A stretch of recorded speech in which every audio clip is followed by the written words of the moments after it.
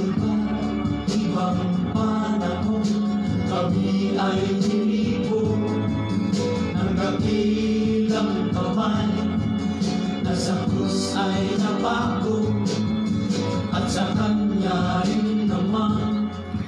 Magandang gabi po sa ating lahat. Ayan, so sana po nandito po kami sa gabi nito upang ipahayag sa inyo or gusto naming malaman ninyo ang bagong programa, ang buhay ng mga ating mga pastor.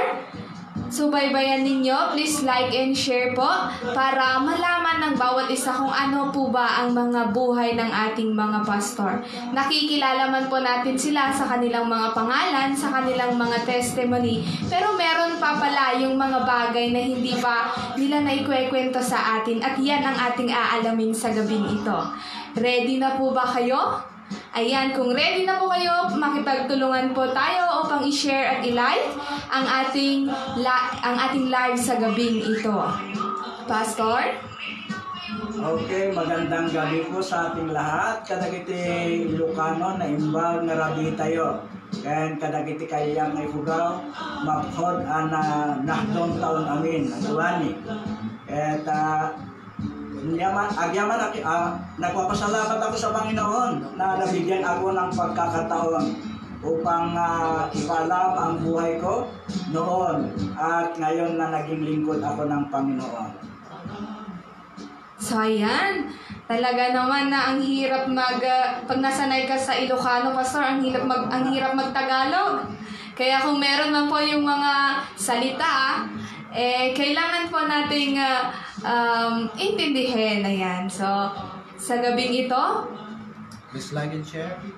Please like and share ang ating live upang malaman at makarating sa mga ibang dako ng mundo. Kung mamarapatin or kagustuhan ng Panginoon, makikilala tayo sa iba't ibang dako ng mundo. Hindi naman po bawal mangarap, pero kung yun ang kagustuhan ng Panginoon, bakit naman po hindi? Kaya makipagtulungan po tayong lahat upang may parating sa bawat isa. Pwedeng mag-shout out mamaya. Ayan, so pwede po tayong mag-shout out kung ano po yung mga gusto nating i-greet, i-shout out. Pwede po, basta comment nyo lang po sa comment section at babasahin natin lahat ng mga yan mamaya pagkatapos ng ating gagawin.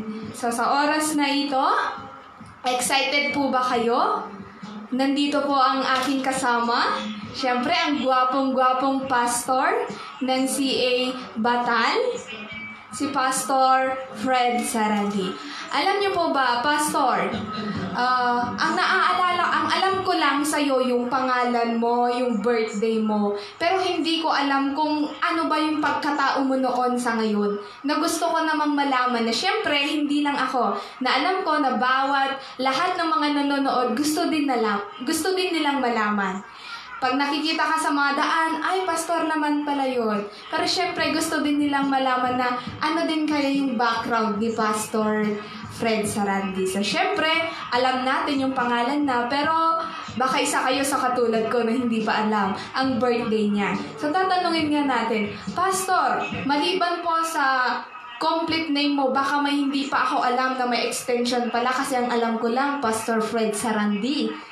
Okay, yun po ang pangalan ko ngayon. But dati, dinambling po ang apelido namin. At ako po ay ipinanganak sa Bangaan, Banawi, Ifugao noong January 30, 1957. Yun po ang birthday ko. At ang pangalan ko doon ay hindi pa sigurado. At dumating ako dito nung mag-aral kami ng grade 1. Ayun. Ang pangalan ko ay Alfredo Dinamling. Pero nung mag-grade 2 na ako, nung pumunta ako ng Mandela, Quirino, ay napalitan po ng Alfredo Sarandi. Kasi po yung dating mayor ng Quirino na si Dionisio Sarandi, siya po ang mayor noon, 1966, na pumunta po ako ng Mandela. At hanggang siya din po ang nauna naging governor ng Quirino noong 1972. So, napalitan ko yung pangalan kong Alfredo Sarandi dahil sa tinawag nila na parang adoption. Pero wala pong legal papers yun. Basta po, Sarandi na lang ipinapilido sa akin. Actually po, doon sa amin, meron pang dumagat na nag-aapelido ng Sarandi. Kami po kasi ay mga galing ng Ifugao. Nung nanggaling ako ng Ifugao, ako po yung may one piece, diba? Two piece ang sabi nila kung meron dito at meron dito. Pero dumating ako dito, one piece po ang tawag doon, yung bahag lang. Wala na pong pang-itaas yun. So mag-8 years na ako nang mapunta ako sa Mandela, Quirino at naging tinawag na hindi naman legal sabi ko kanina, pero tinawag akong Alfredo Sarandi Jr. Ayan, ganun pala. Kasi akala ko din pastor talaga, Fred Sarandi. Pero Alfredo pala, di ba? Kilalaman natin siya sa mga, Pastor Fred, ganun. Pero meron pala talaga yung mga pangalan na ganun. So, pastor, kung yung mga, di ba sabi mo kanina hindi, walang legal na papers. So, anong ginagamit mo ng example, pag, syempre, as pastor, kailangan po nating mag-renew ng mga paper. So, anong ginagamit mo, pastor, na papeles para ma-renew mo yung mga kailangang i-renew as a pastor? Kasi yung birth date ko na, nung pumunta kami ng Banawi, ay naging Sarandi na. Naging Sarandi na ang kinuha naming birth date doon. So, yun ang naging magmula nung mag-graduate na ako ng high schools, ay Sarandi na talaga ang naging apelyido ko. Hanggang yun na ang naging legal na talagang pangalan ko na. Sa lahat ng mga transaksyon ay Alfredo Munhinap Sarandi Jr. Kasi yung middle name namin ay galing pa rin sa mother side ko. Ayan, ganon pala yun. So yung apelyido mo na dinamling pastor, hindi mo na siya nagagamit? Hindi na. Yung mga kapatid ko, kasi siyam kami magkakapatid, mayroong 6 na babae at 3 kaming lalaki. Sila na ang gumamit ng apelyido ng dinamling. Pero buti pastor, pag naghalo-halo kayo or may reunion kayo, sabihin nilang dinamling. Siyempre, ikaw yung naiiba, pastor. Pero hindi naman, wala namang ganong issue sa atin. Hindi naman complicated kasi intact pa rin kami magkakapatid. At yung mga kwan namin, mga pinsan, kamag-anak, ay alam na nila ang istorya ng buhay ko, na ako ay naging parang hindi naman sabi ko, adopted son. Pero kasi yung mga anak ni Sarandi, sabi nila, kapatid nila ako, di, ayun. Gano'n lang nangyari. Masaya, pastor.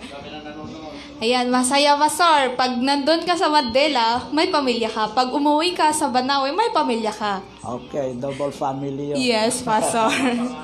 Ayan, so, sa inyong magkakapatid, pastor? Bali, ako po ang pinakapanganay sa aming magkakapatid. Ayan. So, pinakapanganay si pastor. So, pastor, matanong ko nga po kung anong pangalan ni mother at ni father mo. Kasi syempre, sabi mo nga po na inadapt ka ng Sarandi, pero dinamling pa rin yung talaga. Pero ano yung mga pangalan nila, pastor? Syempre, malay natin may mga viewers pala tayo na, ay, tito ko pala yon, or ay, kabagyak gayam. Ganon, pastor. So, mabalin ba? Pwede po bang makilala yung mga pangalan ng mga parents mo, pastor? Okay. Mga parents namin kasi, noon sila yung mga no read, no write. Pero ang ginamit na apelyido pa rin ay yung tatay ko ay Alfredo Dinamling. At yung nanay ko naman ay Lourdes Munhinap Dinamling. Yan. Kasi yung Dinamling yung ang lolo namin. Kaya meron kaming mga kadinamling sa Lagawi. Pero sa Ifugao kasi parang well-known na yung pangalan na Dinamling. Then, dahil kami ang naunang nakapag-aral, yung mga kapatid ko nakapag-aral naman, kaya Dinamling na ang lumabas na apelyido nila. Oh, see, ayan. So baka may mga viewers tayo dyan na dinamling. Oh. Naririnig man nating Pastor Alfredo Sarandi, pero dinamling pala ang talagang apelyedo niya. So napakinggan naman natin kung bakit naging Sarandi ang apelyedo ni Pastor Fred. So nabanggit mo kanina, Pastor, na nakapag-aral. So sa akin personally, Pastor, hindi ko pa nababackground yung mga educational background mo.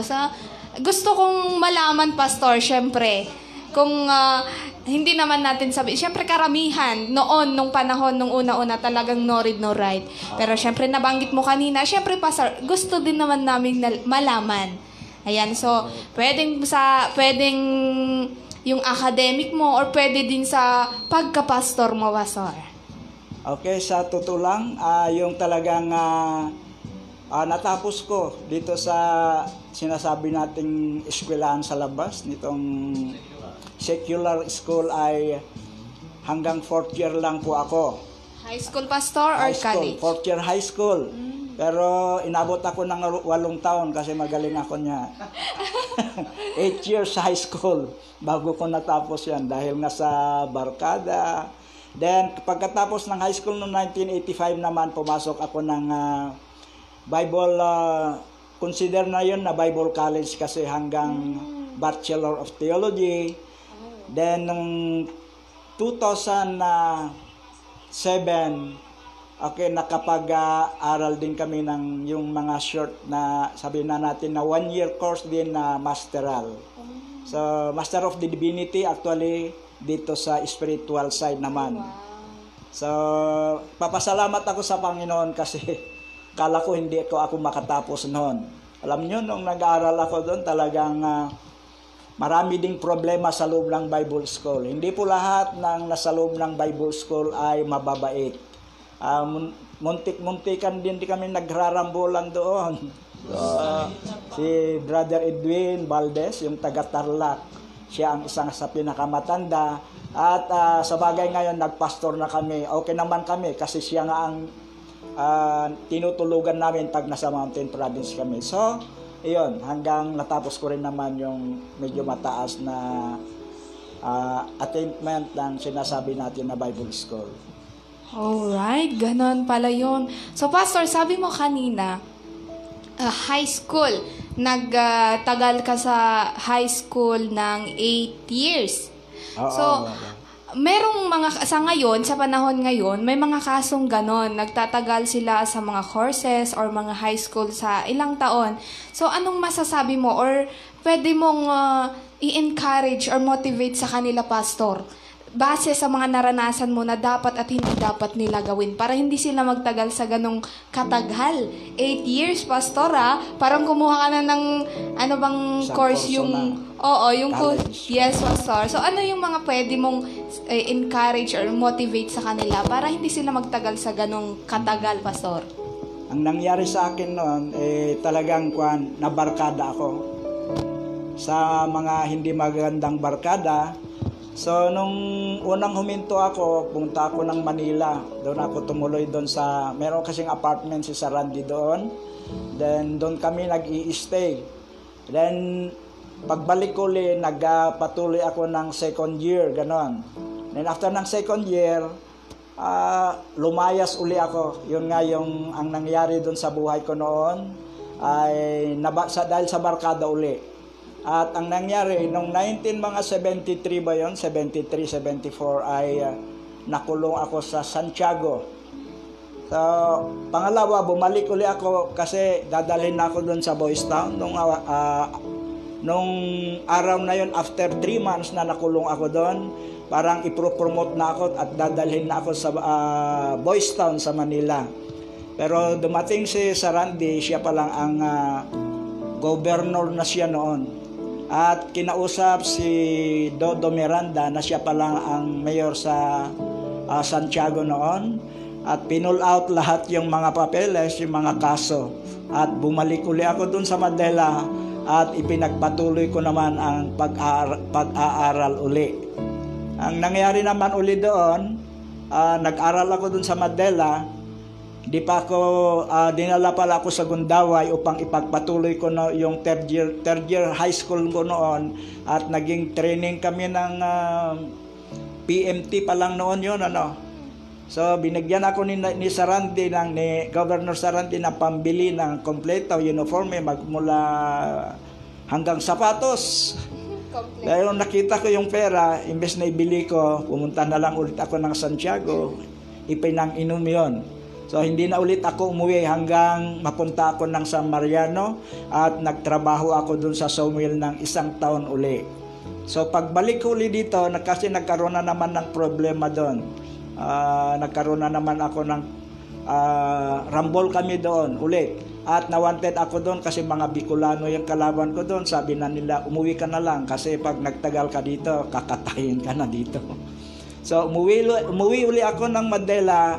Doon ko na ipinagpatuloy yung 3rd year and 4th year at nag-graduate nga ako ng 4th year nung 1978 na.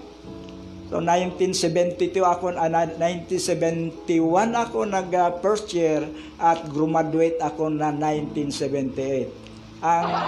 Okay na ba yan? O meron pa akong dadagdag? Sige lang po, sir. Sige. Bago ko mag-graduate ng 4th year uli diyan sa Mandela, ay dahil uli sa barkada, ay na-frame up naman ako nung mayor noon na si Mayor Arnold Agullana.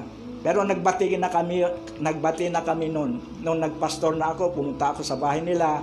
Tama-tama naman na umaattend na siya ng baptist. At alam na niya yung ginawa niya sa akin na 1 month before graduation ay yung mga kabarkado ko mismo, bumili siya ng mga Red Horses and mga beer at mga pulutan hanggang alas 12 kami ng gabi nag-inuman. Then sabi nung mga kasama ko, punta kami sa Luzon. Ito ay true to life story. Then pagdating namin sa doon sa ginagawang simbahan ng St. Vincent, ay bigla na lang kaming nagrarambulan doon. Yung pala pinagtutulungan na ako kasi naplano na yon. So ang nangyari doon, nagsitakbuhan kami doon sa ginagawang simbahan na St. Vincent. Then kinabukasan, lahat ng rebulto doon sa loob, nagkabasag-basag na, pati yung kalabaw sa labas na malaking pan din yun. Naputol yung pan niya, yung sungay niya. So, yun ang nagiging kaso ko naman bago ako mag-graduate. Ang tawag doon ay vandalism. Yun palang, kaya ko nalaman na vandalism palang ganon kasi against God o mga hindi dapat gawin. So, kinulong uli ako diyan sa Mandela. 1978 na yon, before graduation. Ang maganda doon dahil ngayong boss ko, yung naging apelyido ko na Sarandi, 1 month lang akong nakulong doon. Graduation na sana mamayang gabi, 1:00 ng umaga, inalabas uli ako ni Sarandi doon sa kulungan at nakahanda na yung uniforme ko at nag-graduate pa rin ako ng high school kahit na may ganun akong naging kaso. So, yun ang history ko. Hindi ko pa nakikilala si Kristo noon dyan.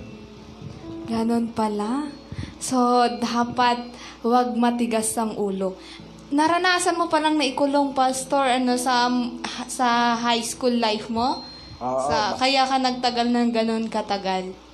1 month before graduation, nung magpo-4th year na ako, ayun. Pero pasalamat pa rin ako dahil nakagraduate nga ako kasi nakuha ko naman yung diploma na pumasa ako sa lahat kahit na puro mababa. Ayan, so sabi may narinig ako or nalaman ako, Pastor, na ikaw daw yung namburak nagsira doon sa rebulto. Yon ang ikinaso sa akin. Kaya vandalism na lahat ng rebulto, yung mga naputol doon, kahit yung mga imahen doon sa loob. Pero ang nalaman ko doon dahil sa kalasingan, nandun lang ako sa may altar at doon ako nahiga. Yon ang nangyari. Kaya lang yung mga kainuman ko, yung mga barkado ko rin, sila din ang nagiging witness na ako daw ang nagbasag sa mga rebulto na yon. So, ipaalam mo sa mga viewers natin yung kwento na yung noong buhay. So, ayan. So, yun yung buhay ni Pastor Fred nung panahong hindi pa siya tinawag ng Panginoon. Isang basagolero, isang nakulong sa kulungan ng dahil sa katigasan ng ulo. Ayan, so kung sa mga nanonood, pag may mga ganun pa kayong ugali, pwedeng tanggalin na natin. Tignan natin, isang halimbawa ang buhay ni Pastor Fred nung panahong hindi pa siya tinawag ng Panginoon. Ganon yung mga buhay niya. Pero mamaya, malalaman natin kung ano ba yung mga pinagkaiba noon sa ngayon. Pero bago tayo pupunta doon, gusto kong i-greet ang ating mga viewers. Magandang gabi po kay Maureen Valenzuela. Gandang gabi po, Pastor, Pastora, goodness of God nga po. Oo nga po, kapatid. Ayan, kay Mara Lobrigo Jacinto na nanonood. Kay Rosana Turingan. Ayan, magandang gabi po. Kay Roxanne Tukdaan, magandang gabi po. Ay, mga kasama namin sa Lilitea, sa Theology, si Sister Virginia Gawong na imbang Rabii. Kay Pastor Bernard Mindoro Molina Jr., magandang gabi, Pastor. Kay Ronald Lasea Prieto, hello, Pastor. Kay Pastor Cito Ramiliosa, watching you, mga servant of God. Ayan, na yung mga Rabii, Pastor. Si Pastora Estrella Pineda Agustin Soberano, na nanonood na yung mga Rabii, Pastora. Ayan, kay Brother Romar Kaluya Gelasio. Yan, hello, Pastor. Yan, so parang halos ang mga viewers natin ay Pastor. Talagang nakaka-excite, sana someday, kung mamarapatin ng Panginoon, isa kayo sa mga nandito. Hindi natin alam kung kailan, pero isa kayo na magiging guest dito para malaman din namin kung ano ba yung mga buhay nyo, kung bakit kayo naging pastor ngayon, ano ba yung mga past nyo noon. So, sa oras na ito, sabi ni Pastor Romar Helasio, magandang gabi, God bless us all. God bless din po, Pastor. So, Pastor, yung mga nakwento mo kanina, yun yung mga past nung panahon na basagulero ka pa? Or tama ba yung term ko? O yung panahon hindi mo pa nakikilala ang Panginoon? Ganun na nga. Kasi sa Madela, ang pangalan ko pa lang noon, nung unbeliever ako, yung pangalan nung bata pa ako. Basta tanungin nyo yung Boy. Nung 1970s, lahat ng kabas ko sa Madela Central School at Madela High School, kilala, yun ang pangalan kong alam nila. So, itong Alfredo Sarandi ay ngayon pa lang nila maririnig. Ayan. Alam mo ba, Pastor, doon sa atin, sa Banawe, pag sinabing Booy, yung maliit na batang lalaki na yung hinehele pa lang. Sikat na pangalan. Oo, Booy. So, pero ngayon, Pastor, hindi ka naman na Booy. Hindi na. Ayan. So, syempre, good boy na, big boy na. So, Pastor, may hindi ako natanong kanina. Ikaw ba ay single, married, may anak, or something what? Kasi syempre, may mga pastor na gustong makilala ka. Ano po bang masasabi mo doon, Pastor? Actually, late na rin akong nag-asawa. 29 years old nung mapunta akong mag-aral ng Bible. And 39 years old nang mag-asawa ako. Kasi maagang namatay yung mga magulang namin, then ako yung tumayo na magulang ng mga kapatid kong 8. So, dahil sa pagtulong-tulungan naman namin ay yun nga, at least nakapag-aral naman sila at may magandang trabaho na yung iba. Then yung sa pag-aasawa, nag-asawa nga ako nung 39 years old. Ako dati ang nagpapastor dito sa Diego Silang kasi na-assign ako dyan 1993 hanggang 1997. Then 1996 ako kinasal dyan sa Diego Silang. So alam po nilang lahat. At ang napangasawa ko naman ay pastor ng Assembly of God, kilala ni Pastor Rito, si Ana May Paggaw Acosta, na anak naman ng ex-mayor dito sa Santiago, si Andres Acosta. Tatay ay anak niya yung tatay niya, at yun naman ang naging nakilala ko siya nung siya po ay nagpapastor dito sa Cordon. Pastor na siya ng Assembly of God, and nag-meet kami sa film showing kasi nagpaturo siya sa akin na mag-operate ng projector. Sinamahan ko siya ng mga ilang showing. Hindi ko alam na ang bilis na develop yon. Pero dati naman siyang kwan din. Meron siyang in profession ay dentist siya naman. Then nagsama kami ng 14 years at siya ay kinuha ng Panginoon noong 2010. At yun naman ang umpisa din na nagkakakilala na kami kina Pastor Dandy dahil sila ang nag-concert doon sa gabi na yon. Na last night ba yun, Pastor? O kung na yun? Last night niya. Then wala kaming anak kasi hindi naman siya nabuntis. Ay, wow. Buong akala ko, Pastor, hindi ka talaga nag-asawa noon. Ganun pala. So, meron naman, syempre, sa gwapo naman ni Pastor Fred, alangan naman na sabihin natin na hindi siya makakapag-asawa. Pero sa taon na 39, Pastor, 39 ka na nung nag-asawa noon. 39 na ako. Ibig sabihin, nag-asawa na rin ako sa pagkabinata. Oo. Talagang sinulit, Pastor, yung mga panahon na naging binata ka. Kaso nga lang, hindi natin makwe-question kung bakit wala silang naging anak. Siyempre, plano pa rin ng Panginoon yon. Kung ano yung kagustuhan ng Panginoon sa buhay nila. So, ganun. Nag-partner lang talaga kami sa ministry. Yes, partner lang talaga sa ministry. Ayan. So, yun yung masaya, Pastor. Kasi kahit ganun man yung nangyari, pero alam nyo na panalo kayo sa Panginoon. Kasi ginawa nyo yung the best nyo. Oo naman. Para sa ministry, para sa Panginoon, syempre. Hindi sa atin, hindi sa kanila, kundi para lang sa Diyos. Wala nang iba. So, nakakalungkot man isipin na may pumanaw, pero hindi, yun nga, sabihin ko ulit, Pastor, hindi natin pwedeng ma-question or hindi natin pwedeng questionin yung plano ng Panginoon. So, gustuhan na ng Panginoon. Yes, oo, Pastor.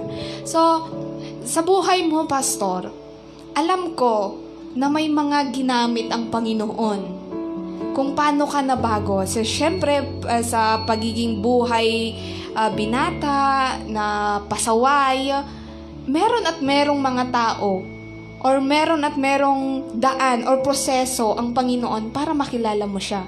Siyempre sa amin man, Pastor, personally talaga hindi ko pa alam. Wala pa akong narinig na testimony mo kung paano kayo naging pastor si Pastor Fred. Kasi nung nakilala na kita, pastor ka na eh. Kaya sabi ko, ano din kaya yung background ni Pastor Fred kung bakit siya naging pastor? Ngayon, alam ko na ganun ka pala noon. Ngayon, ang gusto namin na malaman, pati sa ating mga viewers, ano yung proseso na ginawa ng Panginoon sa buhay mo? Kaya ka nabanggit mo nga po kanina, Pastor, na nag-aral ka ng theology, Master of Divinity sa spiritually, pero hindi namin alam kung ano yung mga proseso. Kaya, ikwento mo nga sa amin, Pastor, nang malay mo sa mga viewers natin, may mga mai-encourage na, ay, ganun din yung gawin ko. Pastor. Back to 1984 to 85. Kasi nung panahon na yon naman ay nagtatrabaho rin naman ako. Actually nga nagtrabaho ko sa Hydro kasama ni Brother Rene Gumuwang na taga Difun. At ang bodega na binabantayan namin yon ay yun yung mga pangunahing pangangailangan dito sa powerhouse ng Hydro. So doon, 3 years akong nagtrabaho doon. Then talagang yung barkada pa rin, yung kahit na sumahod kami, pagkatapos ng sahuran, bukas naman, nangungutang na naman kami. Malaki-laki rin ang sahod namin sa Hydro noon. Sumasahod ako noon ng 2,500. Diba nung panahon niyo, Pastor, ang laki pa noon? Ang laki na noon. Para ka ng professional doon. At maliban pa yan, ay talagang meron kami mga sideline. Nagbebenta kami ng mga tanso. 14 pesos po lang ang 1 kilo nun, pero nag-uwi kami araw-araw ng tigsa 10 kilong tanso. So, additional yun na income. Kasi lahat ng pinagputulan sa hydro, binabagsak sa bodega namin. Yung mga ganito, mga half meter, ito mga maliliit at mga 1 meter, ay dumidiretso na sa bag namin sa hapon. Then pagdating diyan sa Santiago. So yung inom lang ang talagang hindi na iiwasan, barkada at inom.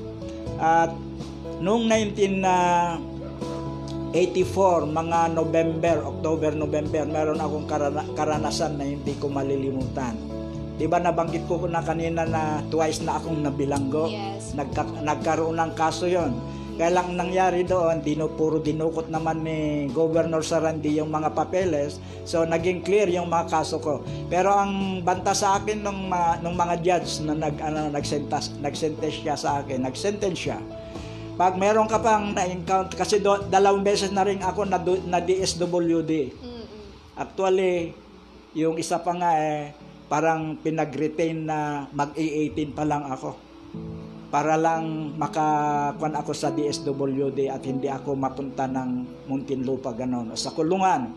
Pero noong 1984 na yun, yung hindi ko makalimutan, nagtrabaho ako noon sa putuhan sa Santiago. Kaya nasubukan ko po yung meron yung 2 timba, hindi timba yun, yung talagang binubuhat ng magpuputo at ako po ay nagtitinda ng puto dito sa Santiago. Kaya bihasa akong magsigaw ng puto. Ayun. Pwede. Puto. Okay, so yan ang trabaho ko noon. Pero ang nangyari, merong isang bagay na kung bakit ako naitulak na magpunta ng Bible School. Then nung December na yon, meron akong nakilala na si Pastor Limbert Pinkihan, na taga rito din sa Diego Silang, na isa ding dating surrender na NPA, pero nagpastor siya. So siya ang nag-witness sa akin nung mga December na yon. Pero bago nangyari yon, meron kasi kaming ganitong nangyari. Habang kami gumagawa ng puto, ay may bisita kami na talagang loko-loko yon. Labas-masok din sa bilangguan. So ang nangyari doon, plinano namin kasi ninakawan kami ni isang sakong bigas na ginagawa naming puto. Every morning andun siya, nagkakape, libre. At ganon din na yung huli na ay ninakawan kami ng gitara, yung isang kasama namin na meron siyang bagong gitara. So sabi ng boss namin sa puto, sabi niya, siguro mas mabuti pauwin na natin sa langit yan. Sabi doon. So, binigyan lang ako ng 5,000 upang sa ganun ay kilala ko naman yung tao na yon. Sabi niya, basta samahan mo lang siya, uminom kayo ng uminom, magpulutan kayo, then after na pag malapit ng maubos yan, ay kontakin mo ako, sabi niya. At ihulog natin sa daan doon sa Mabini, yung pinakamataas na tulay doon. Munti ko nang ihulog yon. Kaya lang, pagdating ko naman sa kan, kasi meron akong tricycle na dinadrive na pag-deliver na ng puto ng pagkakataong yon. So, doon sa mismong tapat ng Caloocan, pinara ako kasi nakilala na yung tricycle. Sabi niya, saan na yon? Sabi niya, andito lang, nakaupo doon sa may likod ng tricycle. Sabi niya, dalhin natin sa Solano. So, pagdating namin sa Solano, nakaraan naman na yon. Kahit naman sabihin ko, hindi na ako pwedeng makulong kasi nakaraan na yon. So, yon. Puntahan namin dun sa mismong tapat ng bulkan, dumating ang malakas na ulan. Then, ang nangyari doon, sabi niya, dito na lang tayo. Pinasok namin sa bulkan. Nag-ooperate pa yung bulkan noon, bulkan mine dito sa Cordon. Then, nung andun na kami sa mga 200 meters, hinila ko na siya. Talagang hindi ko pa naman talaga hindi talaga ako ang pumatay. Nagsuntukan kami, nagbugbugan kami, parehas kaming lasing. Meron din siyang dalang patali, meron din ako, pero hindi ko nagamit 'yon. Nung sinasakal ko na siya. 'Yan ang nangyari doon. Sinasakal ko na siya. Tumawag siya ng pangalan na Manong Rufino, sabi niya. So pagdating naman ni yung boss namin, ni Manong Rufino, meron siyang mahabang 3 kantos, yun ipinasok niya dito sa kanyang liig. At nang magbulwakan na yung dugo. Pero yun sa halos 3 araw na naglalasing kami, hindi ko na rin alam kung ano yung ginagawa ko. Sabi ko, inumin na lang natin yung dugo ng taong ito. Kasi sa amin sa Ifugao kasi tinuturuan kami pag sa unang pagpatay daw, kailangan inumin mo yung dugo para hindi ka mabaros nga kunada ti Ilocano. So yun ang nangyari. So ang pagkatapos noon, tinapon na namin doon. Then after 1 week, may 2 pang na-salvage doon. Bali 3 silang nahanapan doon. Kasi salvage area para yon. Pero yung sumaksak, si Manong Rufino, patay na rin ngayon. So, mahirap pala yung kwan. Mahirap yung sabihin na natin na nakakapatay ka.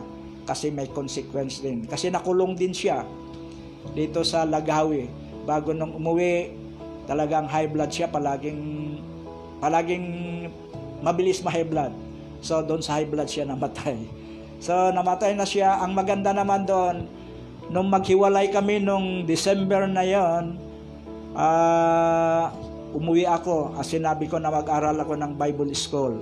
Si Pastor Limbert Pinkihan ang nagpatanggap sa akin, di ko makalimutan yun, mga December 25, tamang-tamang Christmas. Then, nag-umpisa naman, inaakay din akong uma-attend ng church. Doon naman sa Church sa Santiago, dati si Pastor Valite.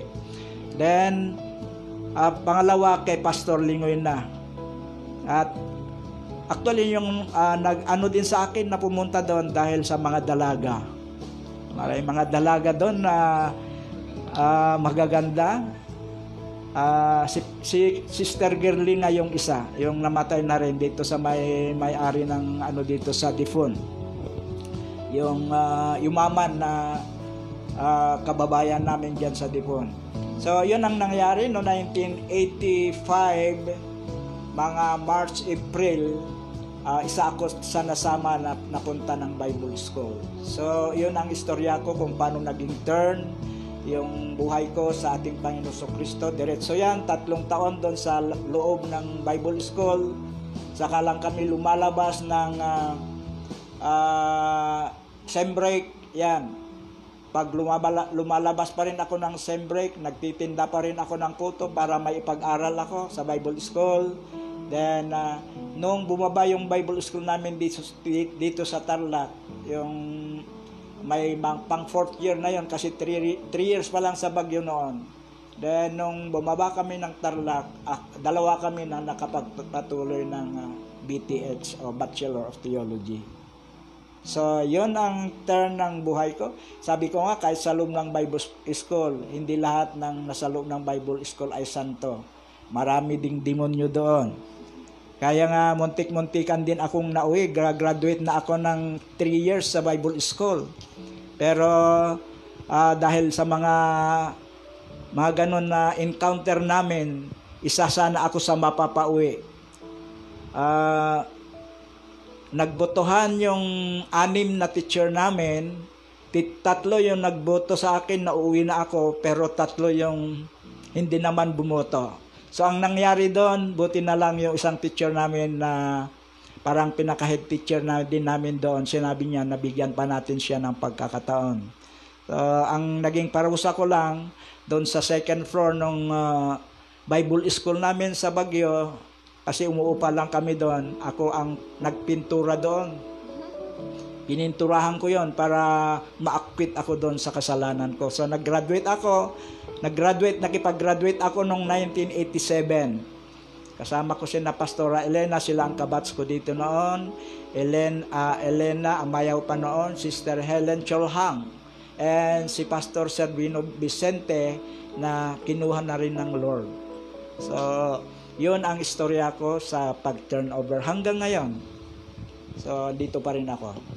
Ayan, so medyo hindi ko expect na ganun pala yung isang karanasan mo na kailanman hindi mo makakalimutan, Pastor. Parang training ground ko na yun. Yes, pero grabe, hindi ko din talaga expect. Pero, di ba, tignan po naman natin yung buhay ni Pastor noon sa ngayon.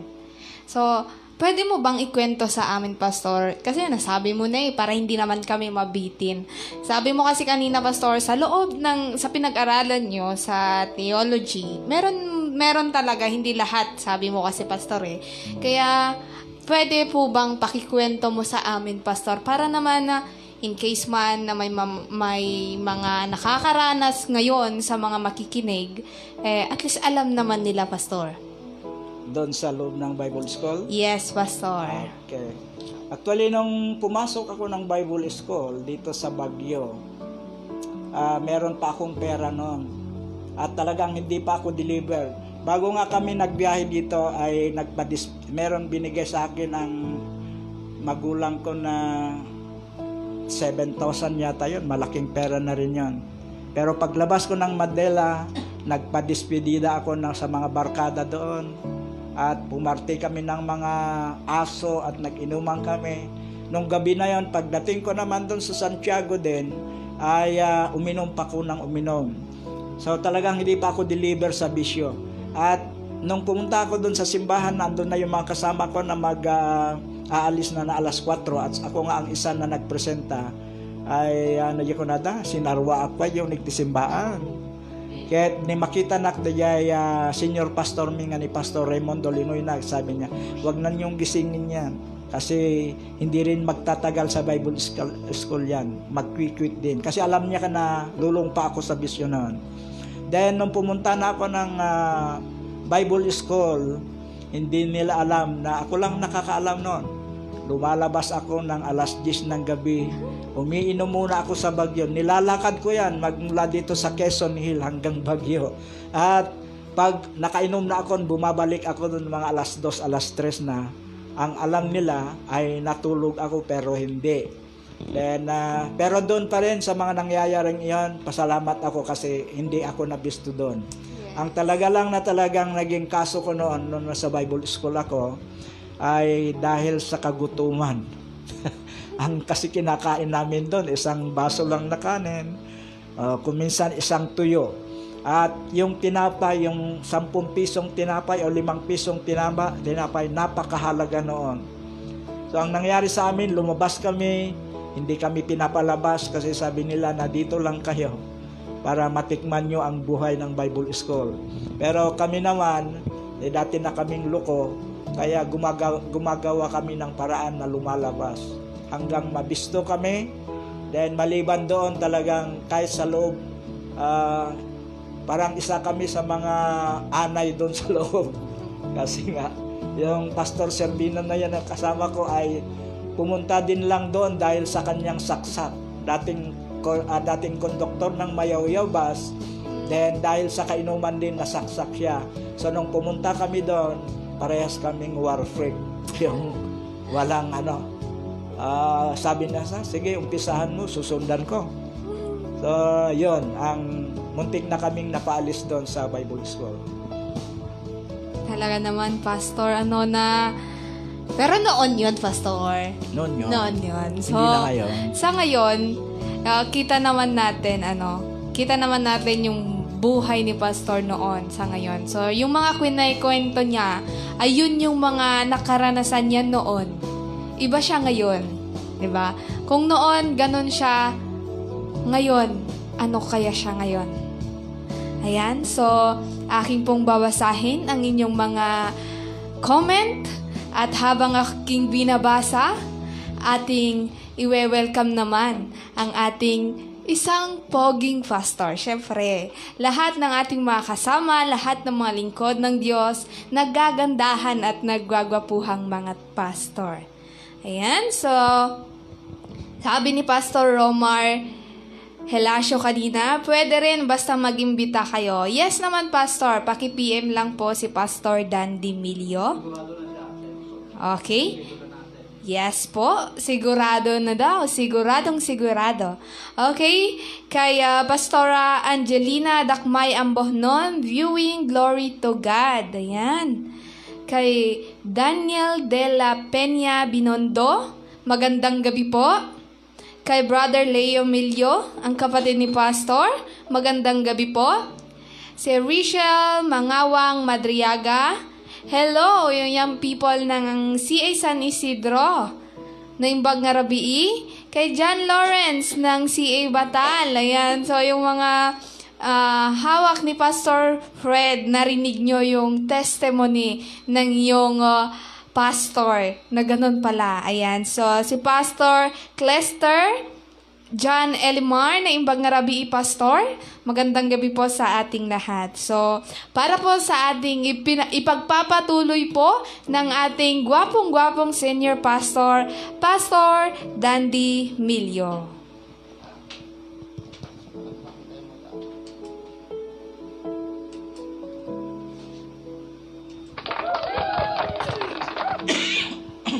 Ayan, praise God. Magandang gabi po sa ating lahat. So, kinakabahan ako sa kwento ni Pastor kanina kasi nandyan lang ako sa likod. Nagiging director ako pag kanina. Hindi ko alam yung mga nakwento niya, may mga ganong grabe pala. So, in short, nakita natin yung buhay niya. Loko-loko talaga ito. So, pag tinitignan mo si Pastor, nandyan lang, nakamotor lang, nakabadya, tapos nakikita mong, yan si Pastor Fred. Pero kanina, nalaman po natin kung sino talaga si Pastor Fred. Praise God. At isang bagay na nakita ko, may nagawa ang Diyos sa buhay niya. Kasi ayon sa kwento niya, kahit nasa Bible school na siya, kumikilos pa rin ang Panginoon. At iba siya. Kasi nung pumunta ako, nag-training, talagang santo na ako noon. Pero si Pastor, ay ang dami pa palang kalokohan doon pa sa Baguio. Okay, so since nandito na po tayo sa buhay niya ngayon, so tinawag na po siya ng Panginoon, may mga katanungan po ako sa kanya na pwedeng malaman po natin. So unang tanong, Pastor, ano yung naramdaman mo na yung unang panahon na naramdaman mo na ikaw ay tinatawag ng Diyos? Yun ang isang pinakamagandang bagay. Kasi kanito ang desisyon, ang nakikita ko, nakahantungan ko noon. Kung hindi sa bilangguan, kasi meron akong mga nakaraang kaso. Pangalawa ay mag-NPA ako. Nung nangyari na yon, yung huling mga kaso na nangyari doon. Kasi alam ko pag may nakakaalam noon, kasi walang lihim na hindi nabubunyag. O pangatlo, patay ang kakahantungan ko noon. Kasi ang nararamdaman ko doon sa nangyari na yon, parang gusto ko pa. Ano po yung gusto mo? Gusto ko pang pumatay ng tao. Grabe Ganon pala ang karanasan noon. Pero nung yung testimonyo ko na ito ay chicken lang yon sa mga naririnig kong nagtitestimonyo talaga na nagbibilang sila ng kanilang pinatay. Merong umabot ng doon sa bilangguan daw, umaabot yan ng mga 20, 30, 50 ang pinapatay ng isang tao. So sabi ko, napakalit pa pala nung kasalanan ko. Pero ang pasalamat ko sa Panginoon, yun nga, nung pinatanggap ako ni Pastor Limbert Pinkihan, talagang lumuhod ako at nasubukan ko yung lumuha. Kasi ang buhay namin noon, ang turo ng tatay namin, pag nakipagsuntukan kayo, huwag kayong umiyak. Huwag kayong lumuha. Kasi yun ang tunay na lalaki. Kaya kahit nasugat-sugat na ako ron, yung mukha kong ito talagang galing na sa maraming suntok ito. Pero hindi ako umiyak. First time ko lang na umiyak nung lumuhod ako. Hindi ko alam kung bakit ako umiyak. Pero ang puso ko noon, talagang Panginoon, gusto ko nang magbago. Yun. Sawa na ako sa buhay ko na ito. Yun. Ayun. Praise God. So halos pare-pareho pala yung pakiramdam ng mga pakiramdam namin noon. Pati ako nung parang nagsawa na ako. Tapos yun nga, hindi rin ako umiiyak. Kasi malalaki nga ron ko na dati hangag sangit ko na dati. Pero ikaw na dagiti lalaki. Wen. Awan ti lalaki nga agsangit. Wen. Diti ibagbagata. Yun yung sinasabi nila. Pero alam nyo, nung tinanggap ko ang Panginoon, Yun, doon ako umiyak ng umiyak. So, yun po, nalaman nyo na kayo ay tinatawag na ng Panginoon. At isang katanungan, Pastor, ano yung unang naging trabaho mo sa Panginoon, sa yung ministry mo? Nung nandiyan ka na sa ministry, ano yan, Pastor? Actually, nung 1991 yun eh. Nag-graduate na kami sa Tarlac ng yung BTH of Bachelor of Theology. Ang unang mission ko ay si Sarandi talaga, yung pinanggalingan ko. So doon sa bahay niya sa Mandela ay bumalik ako doon na hindi na ako umiinom ng alak doon. Hindi nila nakikita. Kasi kung talagang hindi ko nakakayanan, umaalis ako at doon ako naglalasing sa isang liblib. Pero dahil nga doon sa ginagamit na ako ng Panginoon sa kanyang trabaho, true testimony lang talaga ang ministry ko doon. At nung magpunta ako kay Sarandi, nag-start ako sa mga bata. Dito sa Diego Silang, sila naman ang tumutulong din doon. So nag-ano kami ng mga DBBS doon. Then si Pastor Frank ang naging kasama ko doon. Under ano po? Anong church? Under ng Pentecostal Holiness pa lang noon. Yun. Actually 20 years ako sa Pentecostal Holiness. Nag-aral ako doon ng umabot ng 5 years. Then pagkatapos noon, nagiging pastor din ako ng Pentecostal Holiness. Diyan ako na-ordainan. At diyan din ako naging treasurer ng conference ng Pentecostal Holiness Church. Noong 1991, ang first na ministry ko, bumalik talaga ako sa Sarandi at sabi ko, magpastor ako dito sa bahay niyo. So nag-start ako doon, buhay pa silang mag-asawa. Hindi nila ako pinipigilan kasi nga parang adopted son na rin nila ako. So ang maganda doon, tumira ako doon ako nag-start ng ministry. Na-start na yung ministry to 1992. Andun pa rin ako doon. At yung more than 1 year na yung mga bata na tinuturuan ko doon, then bigla akong tinawag dito sa Diego Silang na magpastor noong 1993. So ang first ministry ko talaga ay doon sa bahay ni Governor Sarandi. Then at the same time na nag-start na rin ako ng film showing. Yung Jesus Christ Ministry under Bill Bright. Si Bill Bright ang pinaka-founder ng Campus Crusade for Christ. Then isa ako sa mapalad na nakapasok doon through Pastor Ben Lawagan na nag-graduate sila sa Bayongbong and sila yung nasa field ministry. Pero nung matapos na yung pag-aaral nila, nagiging staff na sila ng Campus Crusade for Christ. So yung position niya na film showing evangelist, bali ako na ang pumalit doon. Ayan, natatandaan ko yan, Pastor, kasi nung mga bata pa kami, hanggang sa naging kabataan kami, may mga libreng nagpapalabas ng sine sa barangay hall, sa mga kanto. Yan, yun pala yung trabaho ni Pastor Fred noon. Siya pala yun, yung nagpapalabas ng kasi ang alam namin noon yung talagang bakbakan talaga, pinaltugan nga ruti kaya't may talibre. Sa kasikatan pa ni Fernando po noon, akala namin siya yung mapapanood namin. Pero pag may nagpalabas, iba naman yung Jesus film naman, pero masaya pa rin noon kasi tapos natatandaan ko din na mayroong medyo mataba na nag-ooperate, tapos kinakat nila yung palabas, tapos magsasalita, ang tagal magsalita, pinapakilalang Panginoon, kini-explain niyang ganyan. Ikaw pala yun, Pastor. Yan. Mga 1993. So, ilang taon, Pastor, na naging trabaho mo yun? Umabot ako ng 10 years kasi 10 years. 1992 hanggang 2001. 2001 at nung 2002 na talagang nag-stop na yon kasi nung 2001 ba, year 2000 yung bumagsak yung Twin Tower sa Amerika. Yung bumagsak yun. Then lahat pala ng support namin sa campus doon nang gagaling. Doon nang gagaling. Tumatanggap na ako doon meron naman akong allowance doon talaga na 7,000 a month. Wow. Doon sa campus Malaki for Christ. Kaya ngayong dalawang kapatid ko, dito na sila nag-aral ng high school. hanggang mag-college na sila. Then, ang maganda pa doon, reimbursable lahat ng gastos. Pagkain, mga pamasahe.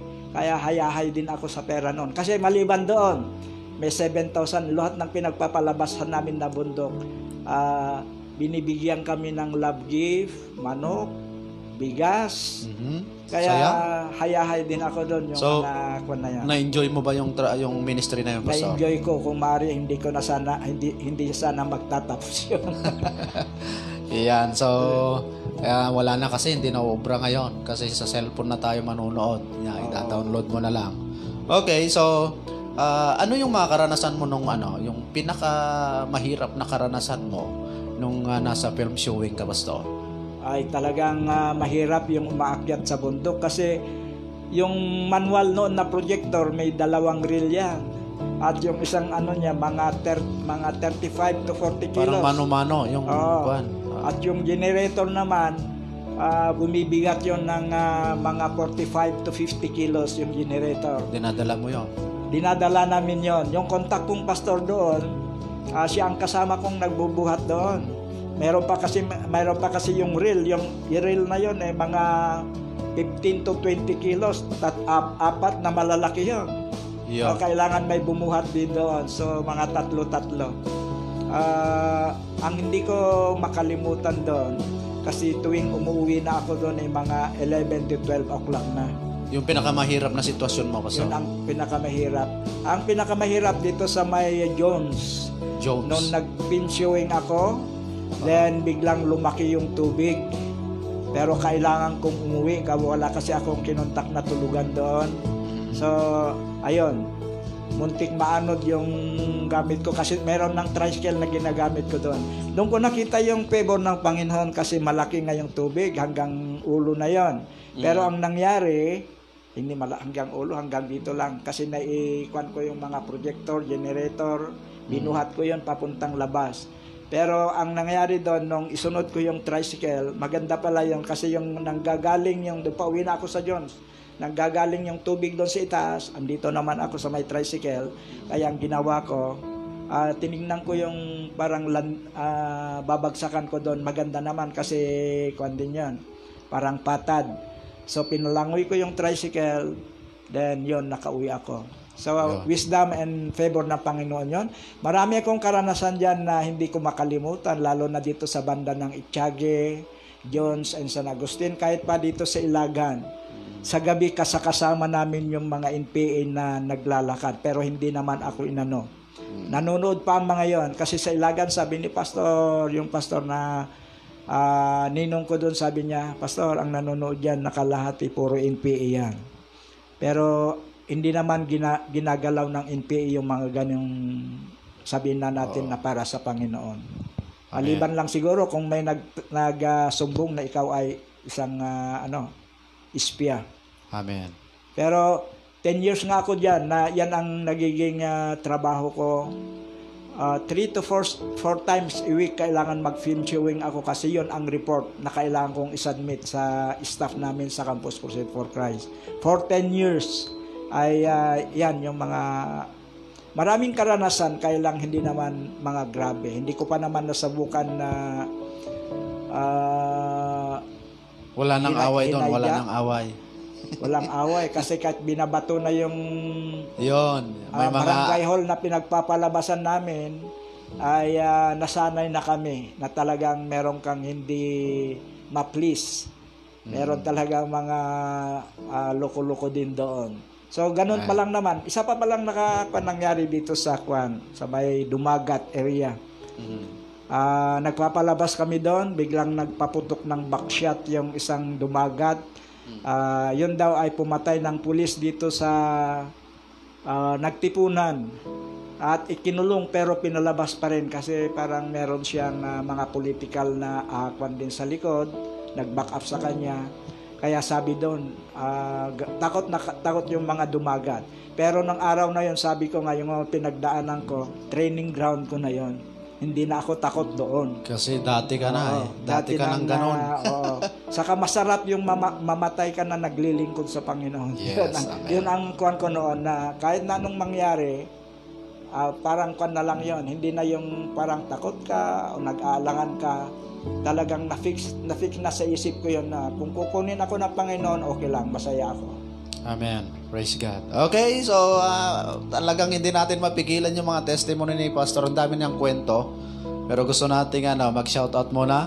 Okay? So habang hinahanda naman para pa hindi mapagod si Pastor.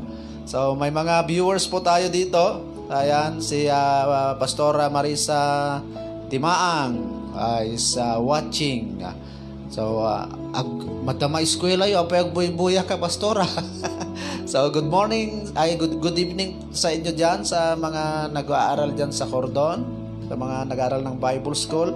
Ayan, yung cooker natin, si Brother Angelo is watching also. Si Pastora Shirley Lihok ay nanonood sa atin.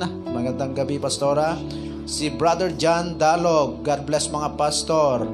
So yan, sabi niya, Pastora Marisa, purihin ang Diyos sa buhay ng ating mga kapastoran. God bless you, pastors.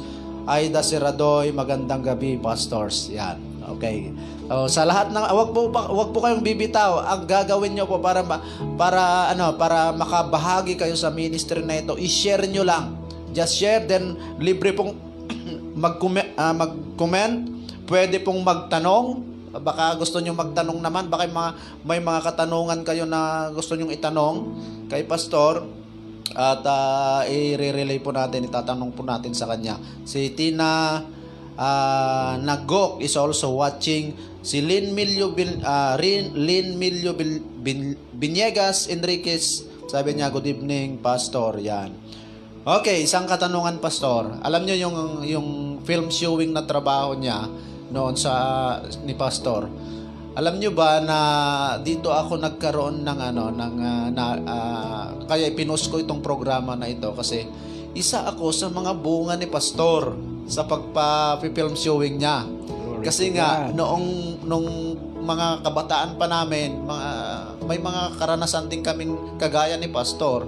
Pero alam nyo, nung ilang beses akong nakapanood sa mga film showing, kasi pabalik-balik sila Pastor minsan doon sa barangay hall namin, tapos dyan sa kanto, sa tapat ng bahay namin mismo, ay nagdadaos sila ng mga crusade dyan, film showing.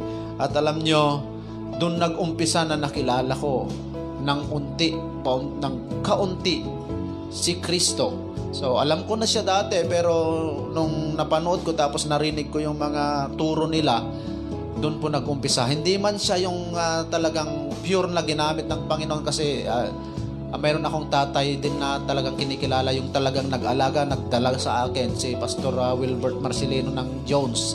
Yan.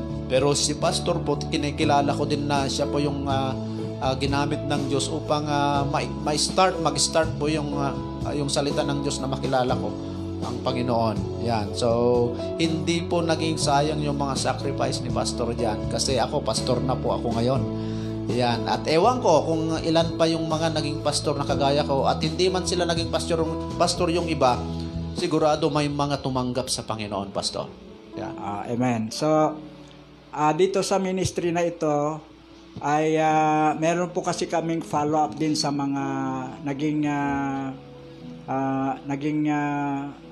yung pinagpapalabasan namin.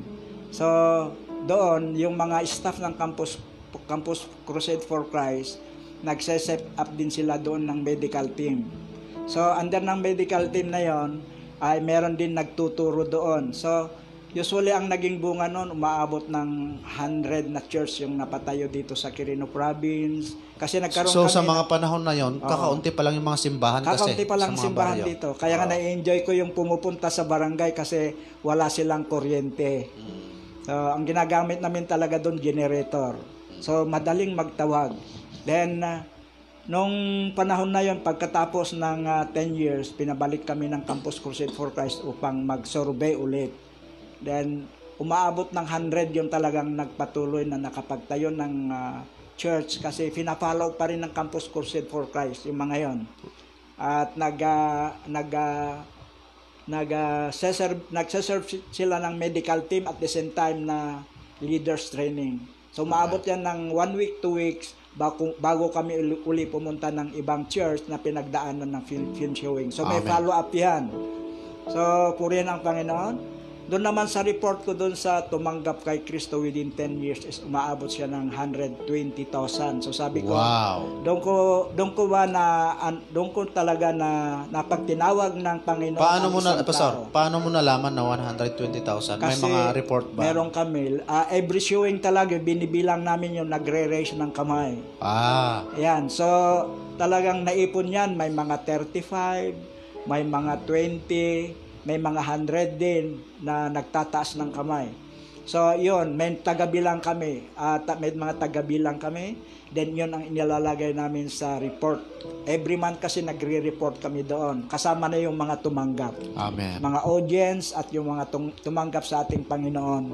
Then, after nung mga 10 years nga parang lumabas lahat yung mga resulta na doon sa 10 years na yun, umaabot na ng 120,000 yung tumanggap kay Kristo. At may mga nasasalubon ako na nagpapasalamat. Salamat, Pastor, isa ako doon sa tumanggap nung Yun kayo ang ay maganda. nag-film showing sa aming barangay. Amen. At yung iba nagpastor na rin. Kaya nga Amen. dito sa Mandela, mga contact ko dyan at Church of God, Assembly of God, Assembly of Firstborn, then Church of the Living God. Halos sila ang pinakamaraming church dyan sa Kirin, dito sa may magmula Mandela, San Agustin hanggang Jones. Yeah. Praise God. Tignan nyo, mga kapatid, kung paano kumilos ang Diyos. Makilala lang siya ng mga tao. Ginagamit niya yung iba't ibang tao. At take note kagaya ni Apostle Paul, nung tinawag siya, hindi siya talaga, ay ba yung buhay niya noon, yung talagang kalaban ng Diyos. Pero nung ginamit siya ng Panginoon, grabe naman, tayo po yung naligtas. Tayo po yung mga bunga ni Apostle Paul. So, just like Pastor Fred, so ikakat po natin yung, alam ko marami pa siyang kikwento doon sa film showing, pero nakita natin yung result, yung resulta ng kanyang gawain nung siya ay sumunod sa ating Panginoon. So, napakasarap ng pakiramdam. Ilang taon ka na, Pastor, ngayon sa ministry? Sa ministry? Mag 40 plus na ako. 40 plus sa ministry. Wow, praise God. Ako, halos talagang nakalahati pa lang ako. So, kalahati, 20 plus pa lang ako. At sabi ko, ito ang sulit na buhay. Yung buhay na nung nakilala mo ang Diyos, kahit anong paraan ng paggamit niya sa iyo, pag nagpatuloy ka, makikita mo talaga na may mga ginawa ang Diyos sa buhay ng mga tao through you, through sa Kanya. Praise God. So, isa pang katanungan, Pastor. So, maging tayo, real talk. Kasi ang pagiging Kristiyano, sabi nga ng iba, pag nasobrahan mo na ikwento, yung ipakilala, yung naging sinasabi ng iba na pag tinanggap mo ang Diyos, wala ka nang magiging problema. Masaya na ang buhay mo. Pero doon tayo sa realidad, kasi hindi naman talaga ganon. Na kapag tinanggap mo ang Panginoon, kagaya ni Apostle Paul, lalong naging komplikado ang buhay niya kasi kahit anong paraan, kahit ano yung maranasan niya, talagang nagbabahagi ng salita ng Diyos. So, itong tanong, Pastor, ano yung pinaka masakit na or frustration mo sa ministry? Yun na lang. Ano yung pinaka masakit na pakiramdam or frustration mo sa ministry naman? Yung talagang na parang gusto mo na rin umayaw. Meron ba, Pastor? Meron din, pero hindi rin gaano. Hindi rin ako masyadong, kasi yung ministry, parang meron lang mga minsan na nag-silent ako, pero nagpatuloy pa rin ako. Ang nangyari nung mamatay si Mrs. noong 2010, actually parang nag-silence lang ako ng 7 months. Pero after 7 months, dinestino ako ng mga director namin, Pastor Tammy, and yung presidente namin. Dinestino ako sa Diadi, San Pablo Diadi. San Pablo. Okay, so nagpatuloy din ako doon ng ministry. Parehas kami kasi yung pastor doon, nung mamatay yung misis niya, huminto na siya sa pagpapastor. At napabayaan yung bagong tayo na church doon. Pinagbibilaran na yon ng mais sa kapalay nung pumunta ako doon. So nag-start ako doon sa 2 pamilya. Then ang nangyari din doon, 2 years lang yon kasi pumunta ni sa pastor doon din ng mga pang 2 years ko ba yun? Mga pang 2 years ko na yon. Then nagturo sila ng music lesson. Kami yon pala. So, Wala pa ako sa Christ Assembly noon. Nagturo sila ng music lesson. Then, yung graduate na sila doon after 1 month ba yun? Yes. Every Saturday. So, doon sila nag-concert sa may gymnasium. Biglang nung nag-concert sila, nag-start naman na dumami yung membro doon. Umaabot na rin uli ng mga 40, ganon. Yung mga young people doon, meron na kami sa libro kasi kaya may pera na ako doon. Ini-sponsoran ko yon every twice a month. Pumupunta kami ng prayer tower, maating kami na overnight prayer, then revival, interdenominational yan. So, mabilis pa lang mag-grow ang young people pagka ganon, pag ginagastusan mo. Kailangan talagang bulsa lang talaga. Then ang nangyayari doon, medyo dumami na yon yung membro doon, yung mga yung host pastor naman kasi doon din, na siya kasi ang may-ari doon sa lupa na pinagpatayuan ng church. At yung bayaw niya na si Pastor Manuel, ay parang naiirita sila kasi palagi kong inilalabas si young people. Hindi nila naunawaan. So sabi nila, Pastor, bakit ba inalalabas mo yung mga young people, nag-aalala yung mga magulang? Yan ang sabi. So dahil doon meron na kasi lang duda, baka may mga nangyayari sa labas. Napagkamalan pa akong nanliligaw doon. Pero kasi ang damdamin ko doon talagang bagong hiwalay sa asawa. Talagang kailangan mag-comfort ka din. Ma-comfort ka din na pag nakasama yung mga young people na masasayahin, ay then pati ikaw ay na-encourage. So ang ginawa ko doon ay pinasa ko na kasi hindi pwedeng magpastor yun. Ibig sabihin, Pastor, umalis ka doon. Oo, iniwan ko yung pagpapastor doon kay Pastor Manuel Cayuhan. Nagtuturo pa siya ng elementary noon, pero siya lang ang qualified doon na pwedeng magpatuloy ng pagpapastor doon. So ituloy natin. Pagkatapos mong umalis doon, saan ka ulit, Pastor, dinala ng Panginoon? Nagiging evangelist ulit ako sa iba't ibang church ng Christ Assembly kasi naglilibro na kami noon. 2003 ba yan? 2002, 2003. Hindi ko na rin maalala. Then,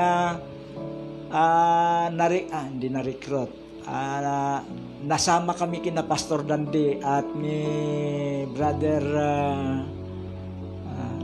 nalipatak pa yan Brother Edel, yung asawa ni Pastor kung i-mentionan baka masaktan na pa kaya naglibro kami dyan. Then once or twice a month na lang yata akong umuwi kasi nag-i-stay ako doon sa Mountain Province kay Pastor Jimmy Pating. Umaabot ako ng 4 to 5 months doon at tumutulong na rin ako sa church doon. Pag nandun naman ako sa Baguio kay Pastor Tami, meron akong tinutuluyan din na church doon at habang ako ang nandun noon, ako na rin ang nagpapastor doon. Kasi yung destino doon leader talaga, pero hindi pa siya masyadong So ako palagi pag nandun ako ang pinagpipreach doon. Amen. Kahit doon kay Pastor Jimmy. Yan. So naging floating po siya, naging evangelist, sabi niya. Sa bagay, overseer naman po ito kasi siya po yung vice president ng buong district ng national ng Christ Assembly po. Yan, so nagpatuloy pa rin yung pagkilos ng Diyos sa buhay ni Pastor Fred at talagang sabi naman niya wala naman yung panahon na gusto siyang umatras or mag-aayaw na siya dun sa kanyang panawagan. So isa pang katanungan, Pastor, anong ministry mo ngayon? Ano yung ginagawa ng Diyos sa buhay mo ngayon? Saan ka ngayon? Okay, so ngayon after nung sa books namin, andun pa rin kasi yung ministry doon sa box. Actually, hindi ko pala nasabi na meron kaming Bible story na ibinabahagi sa lahat ng school. Pero bago namin ibinabahagi yon, kinakausap ko yung mga principals na ako ang mag-lead ng prayer at the same time na rin yung pagtanggap kay Kristo bilang Panginoon. Doon ako nag-stick doon sa Book of John chapter 1 verse 14 na sa lahat ng tumatanggap sa Kanya, binibigyan ng Diyos ng kapangyarihan maging anak niya. So in short, Pastor, parang yun yung upgrading ng film showing mo noon. Pero mga bata naman, kasi Bible story, yung binibigay mong libre. Binibigay sa mga bata, pero nakapaglilid pa rin tayo ng salvation. Kasi nakaprogram na yun yung mga verse, katulad ng Revelation chapter 3:20, John 1:12, yun lang, isasama ko yun sa prayer. Then, ang maganda, pati naman teacher din, hindi lang lahat, pero mga teacher din, tinataas din yung kamay. Amen. At tinatanggap si Kristo bilang Panginoon at tagapagligtas. At the same time, dito sa bandang Ifugao, yung mga kopya ng prayer ko, pinapaserok sa akin at iniiwan. At yun daw ang prayer nila sa every morning. Sa mga school. As of now, nandito na ako sa Batal. 2021 yata doon nang tawagin ako ni Pastor Dandy kasi naka-floating na nga ako doon. Then kinausap ang mga board of directors kasama ang aming presidente na tutulong na ako dito sa Batal. So Amen. 2020 hanggang ngayon andyan pa rin ako sa Batal. Bali dyan na tayo nagpapastor. Then at the same time na pwede ko rin sabihin, meron na rin tayong outreach dito sa Sinsayon, Santiago City. Praise God. So, yun po ang sa ngayon ay yun po ang naging kabuuan ng paggamit pa rin ng Panginoon sa atin at the age of 68 na. 68. Okay. Wow. So, andito pa rin tayo sa Panginoon. Wala yatang retirement dito sa trabaho ng Panginoon. Amen. Praise God. So, nakita po natin, actually marami pang kwento si Pastor sa ministry. Pero isa sa mga napansin ko na yung mga taong tinawag ng Diyos na yung mula sa buhay na parang imposible na maging lingkod ng Diyos. Kung sila'y talagang nakaramdam na ng totoong pagkatawag, sila yung mga matitibay. Grabe. Kasi nakita ko wala na siyang pagsuko. Hindi ko alam kung sabi naman niya, wala naman, hindi nga pumasok sa kanya sa isip niya na siya'y aatras sa paglilingkod. Ako nga, pumasok na sa isip ko na yan. Nagawa ko na noon eh. Kaya lang talagang nangingibabaw pa rin ang salita ng Diyos sa buhay ko. Amen. Yan. So, okay. Kung may mga katanungan po tayo, mag-comment lang po tayo. Basahin po natin ulit yung mga shout out dito. Wow, glory to God. Sabi ni Tina Nagok. Laarni Garcia is also watching. Mark Renier is also watching. Yung dating kasama ko na barangay official dito. From Rizal na siya ngayon. Si Sister Lo Kabatik Delfinado is also watching. Yan, magandang gabi po sa inyong lahat. Nagtatagalog po kami para po maintindihan ng lahat kasi may mga request po na kailangan magsalita po tayo ng Tagalog. Yung doon kasi sa devotion namin, nakadesign po yun na Ilocano. Yung programa, pero dito po pinipilit po namin magtagalog para po sa request ng iba, lalong-lalo na yung mga kaibigan natin diyan sa Maynila na nanonood, kailangan po namin magtagalog. So lahat naman actually nakakaintindi ng Tagalog. So wala po siguro magiging problema. Kung nilaar ni Garcia, kung na ditoy, amen madaydayaw ni Apo Diyos ti biyag mo, Pastor. Yan. Kaya ngayon, kapag nakikita nyo si Pastor Fred, huwag nyo siyang niloloko. Minsan kasi napakatagal ko na siyang nakasama eh. Wala pa ako sa Christ Assembly. Kapartner ko, kabady ko na to. May mga panahon na nakita ko din yung galit niya eh. Sabi niya, kahit ilang ganito yan, magsuntukan kami. Sabi niya, nung nagalit siya eh. Sabi ko, talagang lumalabas yung beast sa kanyang kalooban eh. Yung dati, kapag nagalit. Pero nakita ko naman, isa siya sa pinaka-humble na tao. Napaka-simple, napaka-tahimik na tao. Pero tignan mo yung ministry, pagdating sa ministry. Pati yung yung pagsasalita niya, hindi kagaya namin na medyo ano tawag niya, nakuha kami, napiksa kami, napilit, napukaw kami, pero siya, simple lang siya magsalita, pero napakalumanay, pero solido yung kanyang pagdidesisyon, pagdating sa desisyon niya. Amen. So, Pastor Fred, isa pang katanungan, ano yung mga prayer mo pa ngayon? Ngayong alam natin na nararamdaman mo na yung medyo tumatanda na po tayo. Ano yung prayer mo pa sa Panginoon? Ang prayer ko then at sa ngayon yung palagi kong ginagawa kasi hindi na rin ako makapagtrabaho ng mabigat. Yes. So sa mga kapatid ko, nagpapasalamat ako sa kanila kasi pag dinadalaw nila, alam naman nila na sa ministry ng pagpapastor ay walang kinikitang malaki. Yes. So minsan nagbibigay sila ng mga love gift, yung hindi ako nawawalan ng bigas. So as of now, yung pagbabasa ng Biblia actually magmula noong pandemic, pangatlong beses ko nang basahin ang Old and New Testament, and nasa Proverbs na ako ngayon at napakaganda ng Book of Proverbs. Yes. Then yung pinagpe-pray ko talaga ngayon ay siyempre patuloy pa rin ang prayer natin sa ministry, sa mga concern. Ngayon palagi ko na rin tinututukan yung Israel na ito kasi doon tayo nang galing yung paninampalataya natin, at parang naging orasan sa akin kung ano man ang mangyari sa Israel na ito, parang pati na rin tayo kung ano na yung gagawin ng Diyos. Then ang prayer kong isang concern ay family na rin. Pamilya. Kasi ito yung family, meron pa kaming meron dalawa akong kapatid na nagpastor, halos believer naman. May tatlo lang talaga na nag-stick pa rin sa Catholic kasi yung mga napangasawa nila ay mga talagang Catholic din. Then sila yung mga hindi pa na-convert, pero pag tinatawag naman ako doon pag may mga occasion sila, ako naman ang nag-share. So pinagpe-pray ko na lang na sila sana ay ma-convert din. Amen. Yan, okay, Pastor. So 68 ka na, malakas pa, Pastor? Wala ka bang planong mag-asawa pa, Pastor? Wala. Hallelujah. Decision ng Panginoon yun. Meron pa. Minsan nga, kasi sa hirap pala ng walang anak. Kasi mag-isa lang siya sa buhay ngayon. Wala kang anak, ikaw pa rin ang magluluto. Paano kaya lahat. kung umabot na ng mga 80? Sana hindi na ako abutin ng 80 plus. Yan ang prayer ko, nakukunin na ako ng Lord. Pero pag hindi mo ako kinuha, kaya siguro matanda ako, hingi ako ng mag-aalaga sa akin.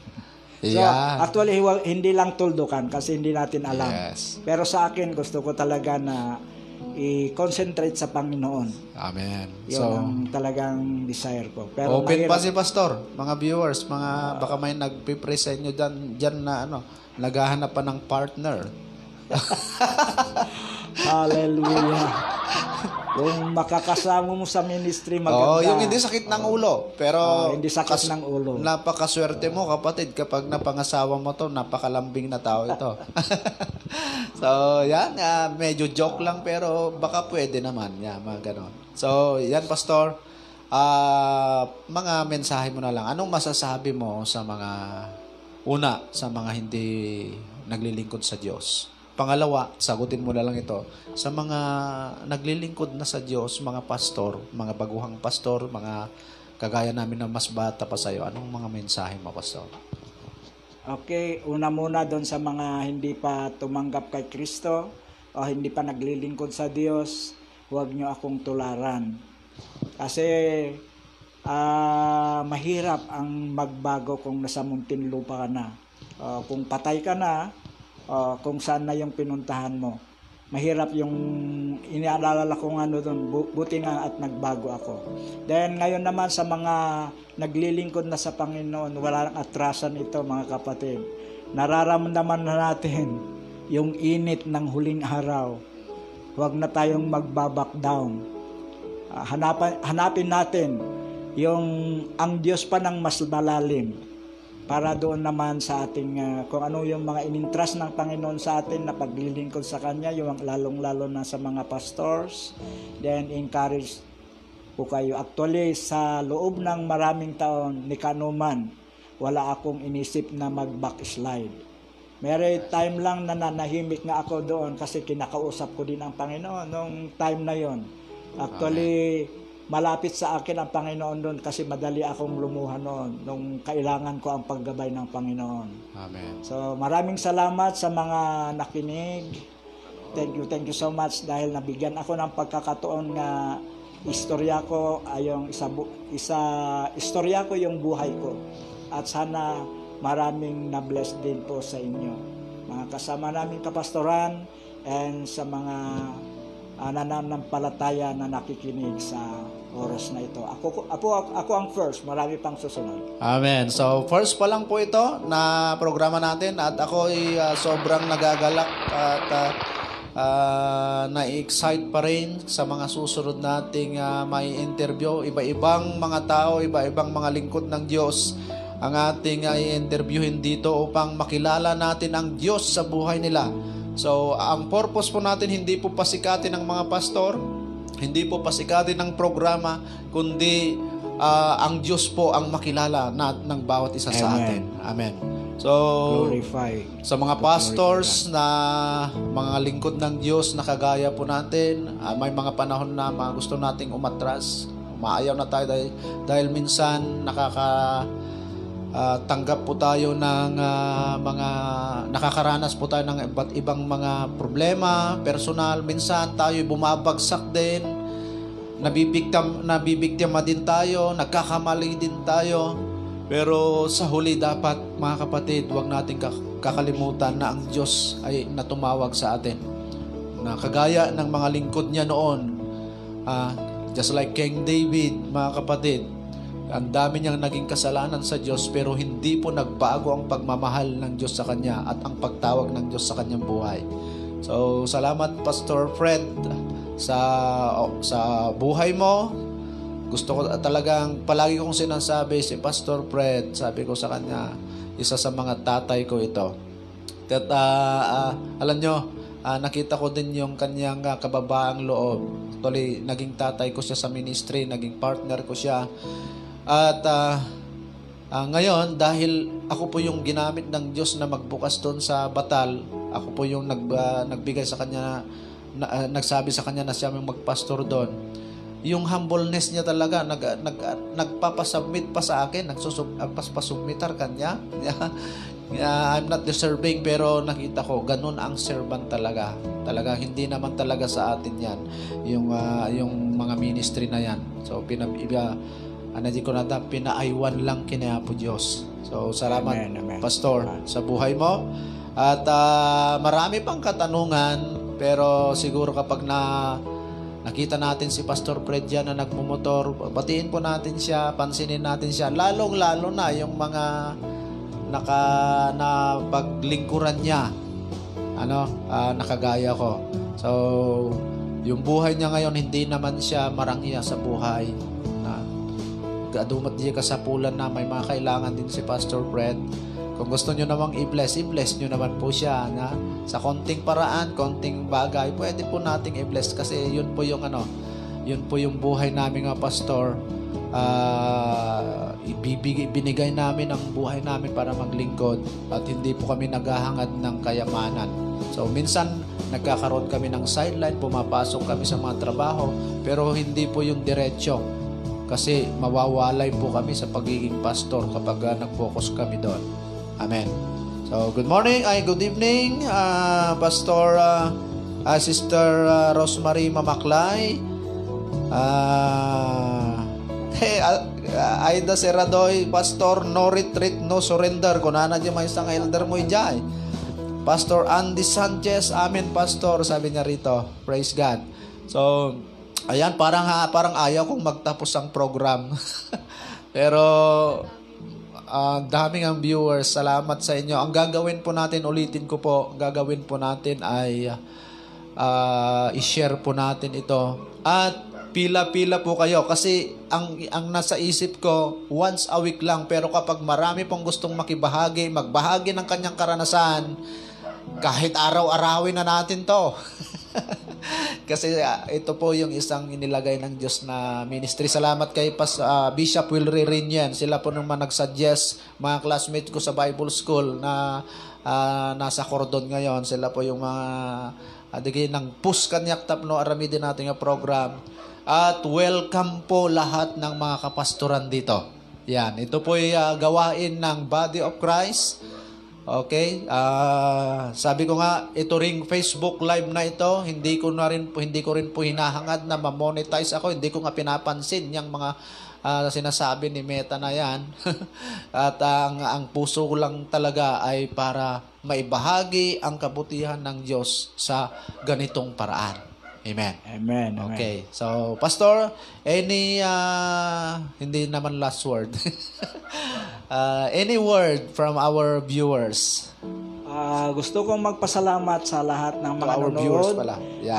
at lahat ng mga nangyari sa buhay ko magmula pa noon. Alam ko na hinubog ako ng Diyos sa labas upang magamit ko sa ministry sa Panginoon. So, thank you so much, and pinapapurihan ko ang Panginoon. Tinataas ko ang Diyos sa buhay ko kasi hanggang ngayon nandito pa rin tayo sa ministry. Amen. Yan. So, tatawagin ko ang ating kasamang host at siya po yung magsasarado ng ating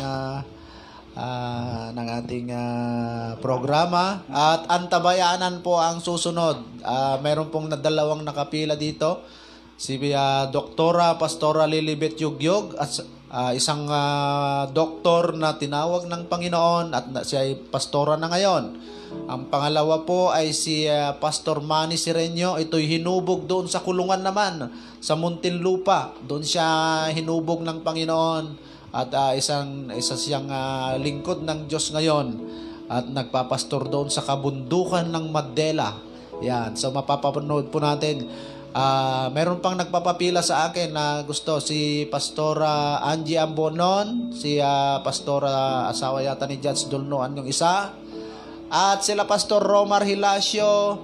Ang dami, lahat po kayo, basta i-PPM ko po kayo at pag nag-okay kayo talagang isusunod na po natin dito kung para hindi kulangin yung oras natin, i-schedule po natin. Kaya lang po yan, kailangan po natin ang talagang voluntary lang po kasi ito. Yan, ang gagawin lang namin siguro, magmerienda tayo, magkakain tayo dito. Pero pag may mga anong tawag doon, pag may mga hinihipo ang Diyos na isupport ang ministry na ito, hindi po para sa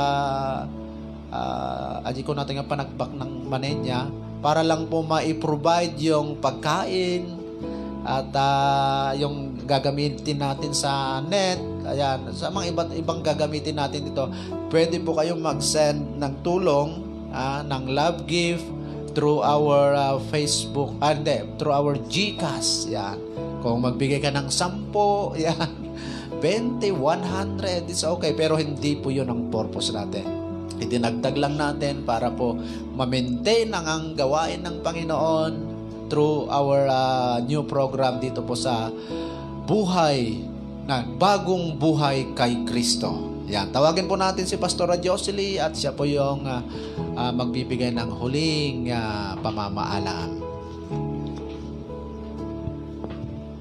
So yan, ang gandang pakinggan ng mga kwento ng buhay ng ating mga kapastoran. So, may mga malalaman tayo na kailangan nating iwasan, may mga maririnig tayo na kailangan nating tularan. So, thank you, Pastor Alfredo Sarandi. Salamat sa iyong buhay dahil pinaunlakan mo ang imbitasyon ng ating pastor sa gabing ito. So, please share and comment. Let us support this program every Sunday evening po, 6:30, para marinig natin ang ibang mga kwento ng ating mga kapastoran sa mga buhay nila. So, suportahan po natin ito dahil hindi po para sa akin, kundi para sa atin. Ayan, so paki-follow din po si Pastor Dandy sa kanyang Facebook, Dandy Milyo po, para po laging updated tayo sa kanilang devotion and para sa ating program din po. So meron din po ang program sina Pastor Dandy everyday po morning devotion nila. Makailang days na nila, 233. Ayan, no, diba? So, 233 na sila. So, let us support din po every 4 o'clock early in the morning.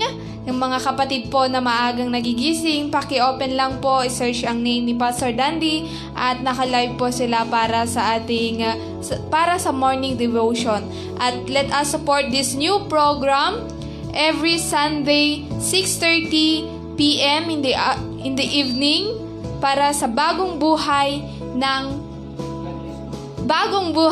kay Kristo. Ayan, so maraming salamat po sa lahat ng aming viewers, sa lahat ng nakinig sa kwento, sa lahat ng sumuporta. Sana'y suportahan niyo po ulit sa susunod na mga araw-araw. So, hinihingi ko po kay Pastor Fred para siya po ang mag-lead sa atin ng prayer sa natapos na ating ginawa sa gabing ito. So, tayo po ay manalangin. Dakilang Diyos, maraming salamat po ulit sa oras na ito na natapos po na naikwento ang buhay ko sa mga taong nanonood. Maraming salamat o Diyos dahil Ikaw ang Diyos na mapagmahal, ngunit makapangyarihang Diyos na pwedeng magbago ng isang tao na hindi pa tumanggap sa iyo.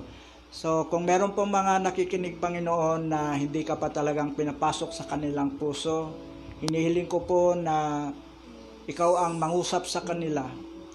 Ikaw, Panginoon, ang ko-convict sa kanila, Panginoon, upang maramdaman nila na may pag-asa ang isang tao kahit na gaano siya kasama, pero meron pa rin siyang pag-asang magbagong buhay. Kahit po at the age of, sa akin po, Panginoon, at the age of 29, ay gumawa ka po ng himala sa buhay ko upang sa ganon ay naging kapakipakinabang ang huling yugto ng aking buhay. Maraming salamat o Diyos. Ikaw po ang buhay na Diyos na aming pinaglilingkuran, pinanampalatayanan, at lahat ng mga pangako mo, Panginoon, ay inaangkin po namin. Lalong-lalo na, Panginoon, ang buhay na walang hanggan. Lord, I just pray na i-bless mo ang lahat ng mga nakikinig. Ganon din po, Panginoon, yung mga susunod, Panginoon, nang magbibigay din ng kanilang mga talambuhay, yung buhay nila nung hindi ka pa tinanggap at nung buhay nila nung tanggapin ka nila at bilang Panginoon at tagapagligtas. Lord, we pray also sa programa din ito na patuloy mong suportahan, Panginoon. Ikaw ang gagalaw, o Diyos, sa iyong kagustuhan, Panginoon, na makapag-ministry ang mga pastors, testimony, Panginoon, sa lugar na ito. Maraming salamat at pagpalain mo ang bawat isa. Pagpalain mo rin kami, i-cover mo kami na iyong banal na dugo upang sa ganon lahat ng gawa ng kaaway ay hindi magtatagumpay. Lahat ng papuri at masasalamat ay binabalik ko sa iyo sa pangalan ng aming Panginoong Kristo. Ang lahat ay magsabi ng Amen. Amen. Sa mga nanonood. Amen. So, paalam po hanggang sa muli sa susunod na linggo. Di mala, mga makasalanan, inispus niya ng awa, ngunit hindi upang sarilinin ang biyaya, kundi upang amin ihayag sa mata. Kay tagal na pa kami nag-isa, namuhay sa kabiguan at sa kabigatian. Ang bawat isa ay larawan na kawalang pag-asa. Maraming nabigo na kami ay baguhin,